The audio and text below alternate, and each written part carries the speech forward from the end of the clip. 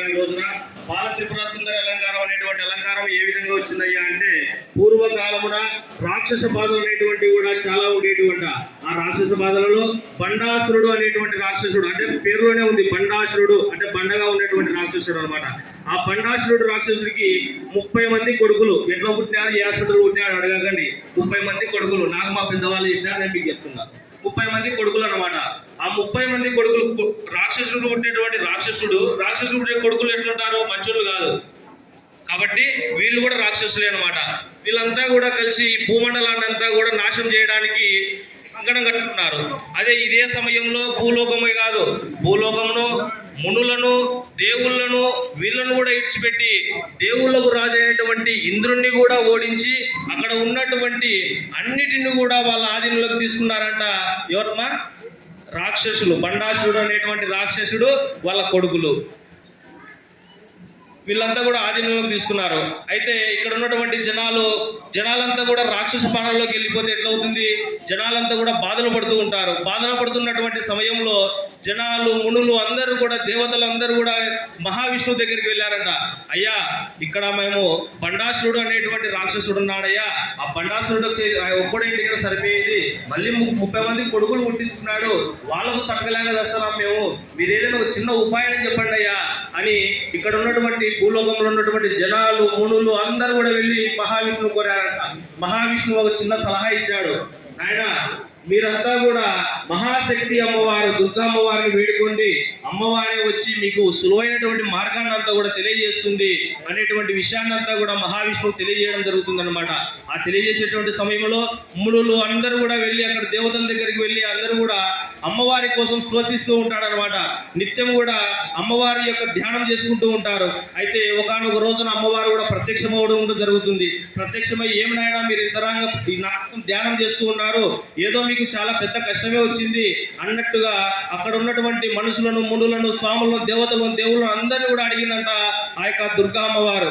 అడిగిన వెంటనే అక్కడ ఉన్నటువంటి జనాలంతా కూడా పులోమని వాళ్ళ యొక్క బాధ అంతా కూడా వాళ్ళ యొక్క మొర అంతా కూడా చెప్పుకున్నారు. ఆ యొక్క అమ్మవారికి ఏమని చెప్పుకున్నారమ్మా అంటే, నాయన ఈ సేమ్ మహావిష్ణుకి ఏ విధంగా చెప్పుకున్నారో ఆ విధంగానే మళ్ళీ రెట్టెచ్చ మొదలెట్టనట్టు, నాయన బండాసురుడు అనేటువంటి రాక్షసుడు ఉన్నాడు, 30 మంది కొడుకులు ఉన్నారు, వాళ్ళతో మేము సత్సబంధుతో ఉన్నాము, కాబట్టి వాళ్ళ నుంచి మాకు బాధ విముక్తి కల్పించమ్మా అని అమ్మవారిని కోలుకున్నారంట అక్కడ ఉన్నటువంటి మనుషులంతా కూడా.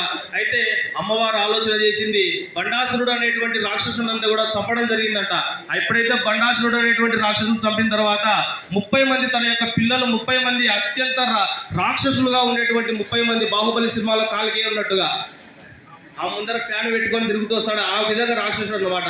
ఆ విధమైన రాక్షసులంతా కూడా ఒక్కసారిగా 30 మంది వచ్చేసరికి ఈ యొక్క అమ్మవారి మనసులో నుంచి ఒక కిరణం వచ్చిందట, ఒక కాంతి వచ్చినప్పుడు ఆ కాంతి నుంచి పుట్టినటువంటి ఆమెనే లలిత బాల త్రిపుర సుందరి.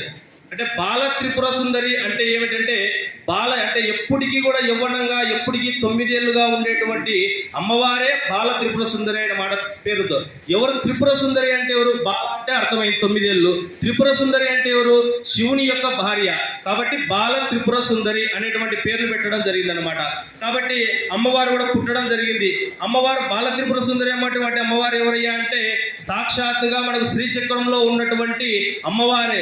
ఆ శ్రీచక్రంలో ఉన్నటువంటి అమ్మవారిని కూడా ఈ యొక్క యుద్ధానికి వెళ్ళడం జరుగుతుంది. ఆ యొక్క బాల త్రిపుర సుందరి కూడా ఏ విధంగా తన తల్లి అయినటువంటి అమ్మవారికి వేడుకుంటుందట, అమ్మ రాక్షసుని నేను చంపుతాను, జనాల కోసం నేను చంపుతాను, నేను జనాల కోసమే పుట్టాను అనేటువంటి విషయాన్ని అంతా కూడా తెలియజేస్తుందట ఆ యొక్క బాల త్రిపుర సుందరి. అయితే ఎవరైనా సరే తల్లి బయటికి పోయి ఆడుకుంటా అంటే, వద్దమ్మా సెల్లు తీసుకో పబ్జి ఆడుకో, ఎండ ఎక్కువ అని చెప్తాం మన ఇంట్లో. అట్లాంటిది యుద్ధానికంటే పంపిస్తారా? పంపించరు. కాబట్టి ఆ అమ్మవారు కూడా ఏం చెప్పిందంట, వద్దమ్మా మనకు యుద్ధాలు ఏమొద్దు, నేనుండా, నేను కాకుంటే వారాహి అమ్మవారు ఉంది, వారాహి అమ్మవారు కాకుంటే ఇంకొకరు ఉన్నారమ్మా, కాబట్టి నీకు చిన్న పిల్లవు, నీకు యుద్ధం వద్దంటే ఎక్కడా వెనకాడలే, ఎవరి కోసం? మన కోసం. ఒకవేళ ఆ యొక్క బాల త్రిపుర సుందరి జన్మించకపోతే ఇప్పటికి మన రాక్షస పాలన ఉండటంలో మేము. ఆ విధంగా అమ్మవారు ఎక్కడికి వెళ్తుంది? యుద్ధానికి వెళ్తుంది. ఎవరి కోసం? మన కోసము. ఈ యొక్క లోక కళ్యాణ కొరత మన కోసం వెళ్తుంది. కాబట్టి అమ్మవారు ఏం చేసింది? హంసవాహనం ఇచ్చి తన యొక్క ఆయుధాలన్నీ కూడా ఆ యొక్క బాల త్రిపుర సుందరికి ఇచ్చి, అమ్మా నీ ఇష్టం వచ్చేట్టు వేటాడు, 30 మందిని కాదు 300 మందిని వచ్చినా కూడా లెక్క పెరిగినా సరే తగ్గకుండా చూసుకో అని చెప్పి పంపించింది అనమాట అమ్మవారు. తర్వాత బాల త్రిపుర సుందరి వెళ్ళి అప్పుడు అందరినీ కూడా రాక్షసులందరినీ కూడా సంహారం చేయడం జరుగుతుంది. ఆ సంహారం చేసినటువంటి అవతారమే బాల త్రిపుర సుందరి అవతారము. ఈ రోజు మనకు దర్శనం ఇస్తున్నటువంటి అవతారము. నిజంగా రెండు చేతులు జోడించి అమ్మవారికి రెండు చేతులు జోడించి నమస్కారం చేసుకోండి.